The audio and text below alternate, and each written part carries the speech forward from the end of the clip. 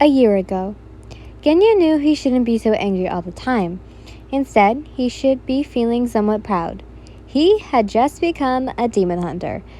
However, it only seemed to infuriate him more. Apparently, he was still far too weak to be considered by a Hashira, the most feared of demon hunters. What a weak man like him have done in front of his older brother, if not implore forgiveness. A few weeks ago, he had met Hachijin Gome, the stone Hashira, the strongest of the generation. He had watched him kill demons and had decided to become his mentor, but not to make the young Shinazugawa his Sudoku, which he didn't know how to use any breathing techniques. Nonetheless, Genya was more than determined to become stronger, so that Genya could acknowledge him and, of course, become his Nami again.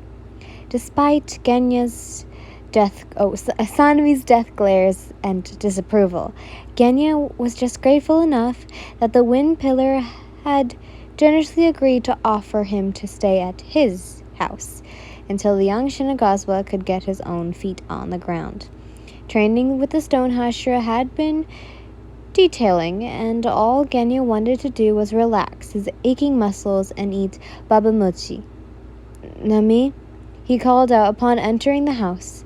However, instead of meeting his harsh threats, Genya was only met with silence. It was late in the evening that he thought for sure Sanemi would have been home by now. Must still be out on a mission, or perhaps with the other pillars. Genya had thought and decided to head to the washroom and freshen up a bit before his brother returns. Thump. Suddenly Genya gets distracted from his thoughts, and he heard a loud thud. Sharp eyes quickly glanced back at the dark hallway. Nami? He called out, thinking Sanemi was indeed home and must have been in his room. Genya then heard the faint sound of shuffling and quickly became alarmed. If it had been his brother,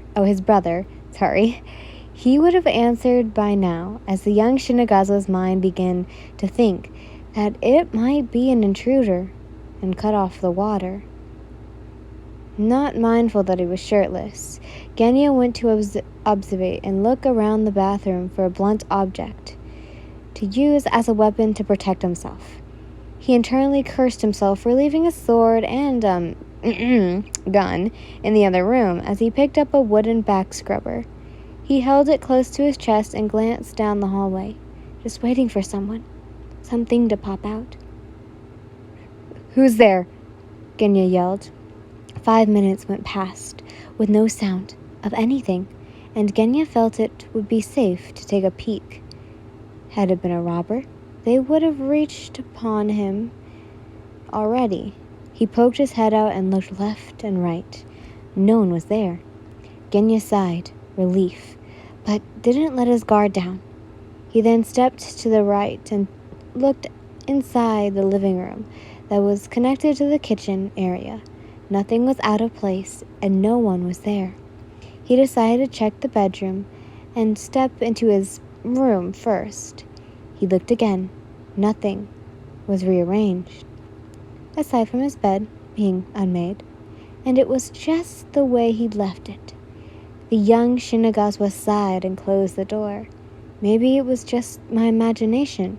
If someone did break in, they must have had a death wish, considering Sanemi is a strong Hashira. They would have been killed by anyone.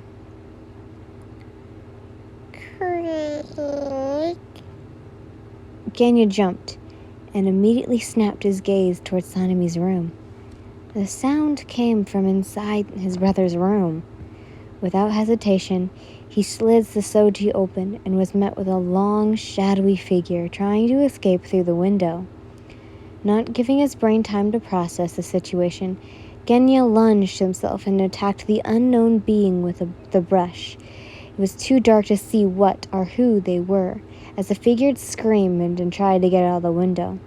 The scream the being lets out sounded feminine and high-pitched as they struggled to push Genya off.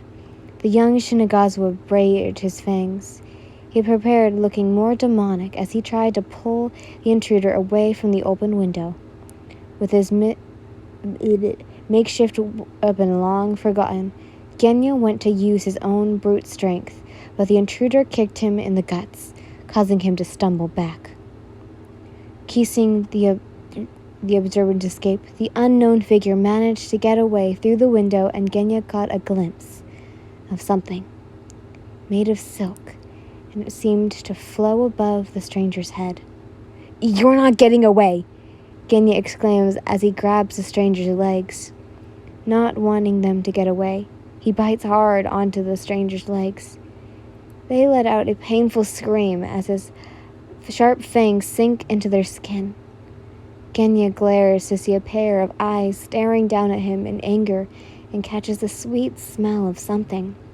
It tasted soft, and it filled his mouth.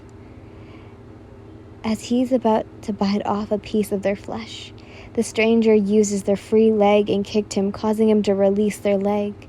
Genya grunts in pain, getting a mild concussion. Shaking it off, Genya glances back towards the window, only to see the mysterious figure had vanished. He quickly peeked outside the window, and no sign of the unknown intruder, almost as if they vanished into thin air. Just who the hell was that? He wondered, and then cursed under his breath for not getting strong enough and allowed them to get away. The taste of the stranger's blood still lingered in his tongue. He didn't feel any unusual side effects, so the intruder couldn't possibly have been a demon. Just then, he heard the front door open. It was Sanemi. "Genya? Genya? Hey, Gen, you here?" Uh-huh. The young Shinagawa quickly blinked as he snapped away from his thoughts and back into reality. Realizing where he is, Genya glanced to see you standing in front of him and staring at him with concerned look on your face. "I asked you, are you ready to go? You kind of zoned out a minute there. You okay?" You asked him. To recap, after the encounter with Tennyo and upon arriving back home, Genya had almost forgotten that you'd ask him to accompany him on an errand. Apparently, you were going to a rural village in the mountains to do some charity work. Yeah, he quickly answered. Remind me again why I need to go?" You smiled. "Because Namine's too busy, and I need a strong man to protect me just in case a bloodthirsty demon pops out and eats me." You say playfully. Genya's cheeks burn in embarrassment as he grumbles softly. "Now come along. I want to get there before noon," you said, leading the way. The young Shinagawa sighs and follows you as he catches the smell of that all too familiar scent on you. If you guys got to listen to the spicy chapter, there's your explanation.